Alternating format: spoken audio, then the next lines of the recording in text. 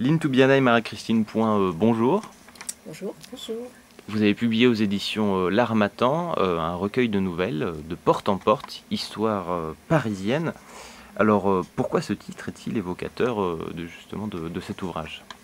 Alors, de porte en porte, alors déjà le mot porte, c'est un motif littéraire, on peut dire vraiment très, très évident, très, très riche, qui offre tous les possibles narratifs et même parfois les impossibles.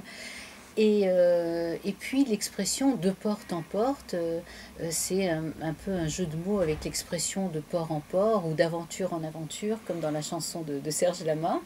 Et c'est une invitation à un voyage justement de porte en porte, une sorte d'errance picaresque avec des étapes dans chaque arrondissement de Paris, des étapes qui sont brèves, mouvementées et souvent intenses.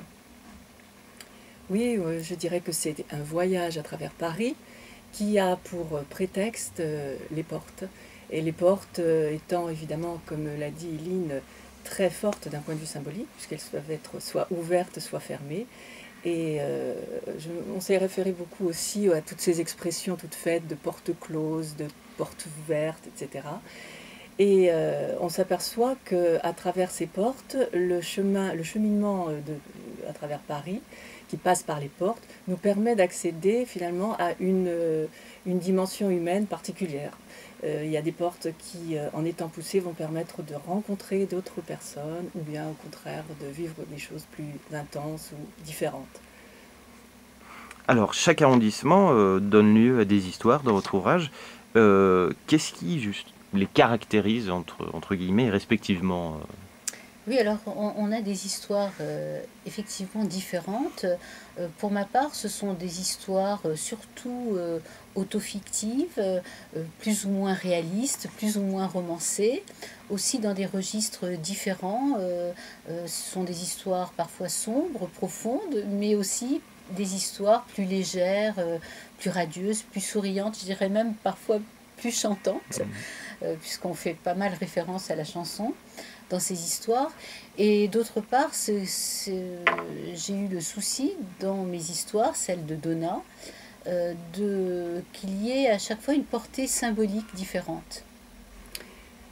Les histoires que j'ai écrites se situent plus dans un registre fictionnel, donc elles font une large part à l'imaginaire, à la création fictive, et elles mettent en scène une femme qui s'appelle Madeleine, et c'est toujours la même, mais ce n'est jamais la même.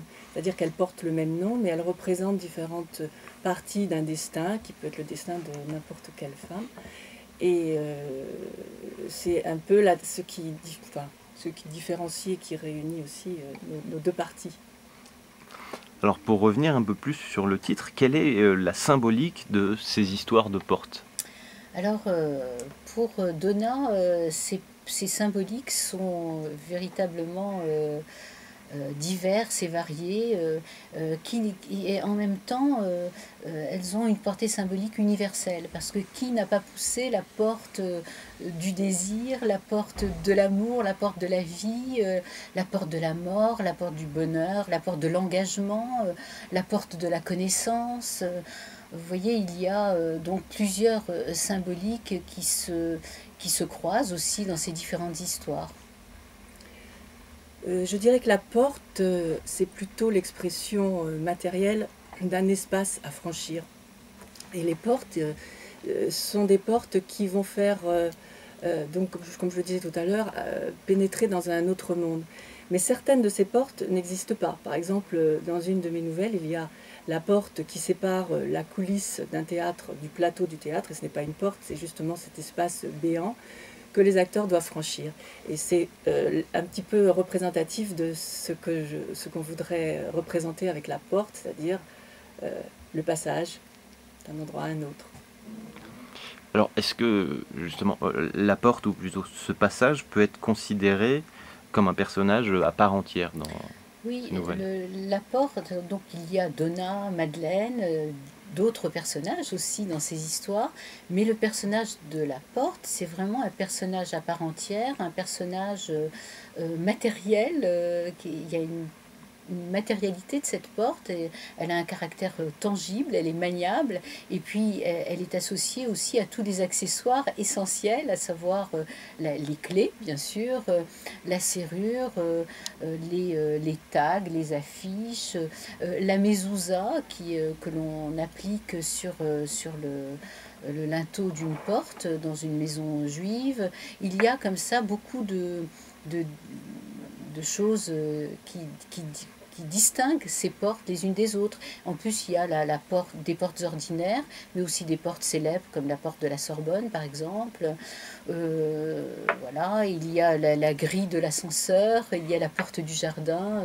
Et toutes ces portes aussi connaissent un destin particuliers. Elles peuvent être défoncées, fracturées, voilà, elles peuvent donner lieu aussi à des accès de violence. Donc la porte est en elle-même un personnage actif.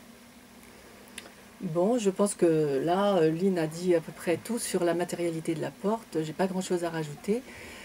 Sinon, reprendre l'idée que je défendais tout à l'heure, à savoir que la porte, elle est matérielle, mais elle est aussi immatérielle, et que tout ce que Lynn a décrit concernant les accessoires, et qui sont très présents justement sur les clés, les serrures, les tags, les destructions de portes, les réparations de portes, enfin, tout cela peut aussi être absent, et la porte peut exister quand même. Voilà, donc sa matérialité, c'est une matérialité plutôt, je dirais... Animée, je sais pas, qui a une âme. Oui, oui, on peut dire ça, animée, une matérialité qui peut se passer de bois et de vis et de serrure. Voilà. Alors, qu'est-ce qui fait, cette fois c'est une question plus en lien avec votre rôle d'écrivain, qu'est-ce qui fait justement l'unité de cet ouvrage à quatre mains?